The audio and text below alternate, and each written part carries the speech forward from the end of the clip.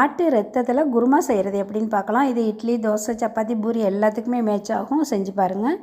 இதுக்கு கடலைப்பருப்பு ஒரு 50 கிராம் அதை தண்ணியில் நல்லா ஊற வச்சுட்டு வேக வச்சு மசித்து எடுத்து வச்சுக்கணும்.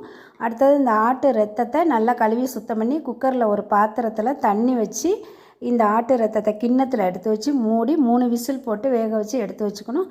அடுத்தது ஒரு பாத்திரத்தை வச்சு சோம்பு போட்டு ஒரு 3 ஸ்பூன் எண்ணெய் ஊற்றி சோம்பு மட்டும் போட்டு தாளித்தா போதும். சோம்பு, கருவேப்பிலை, பச்சை மிளகாய் இதெல்லாம் போட்டு நல்லா வதக்கிட்டு ஒரு கைப்பிடி அளவு சின்ன வெங்காயம் அதையும் நல்லா உரித்து சுத்தம் பண்ணி எடுத்து போட்டு தாளிச்சிட்டு நல்லா வதக்கி விட்டுட்டு உப்பு தேவையான அளவு போட்டுக்கணும். இஞ்சி பூண்டு பேஸ்ட்டு ஒரு ஸ்பூன் 1.5 ஸ்பூன் போட்டுக்கலாம்.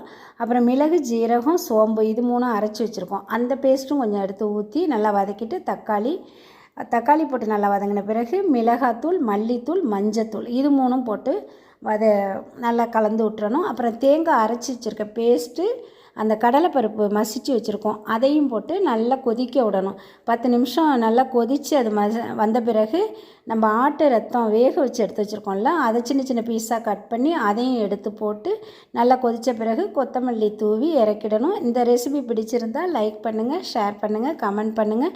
ஃபீனிக்ஸ் பெண்கள் யூடியூப் சேனலுக்கு சப்ஸ்கிரைப் பண்ணுங்கள். இது இட்லியோட, தோசையோட, சப்பாத்தியோட செஞ்சு சாப்பிடுங்க. இது சண்டே ஸ்பெஷல். தேங்க்யூ.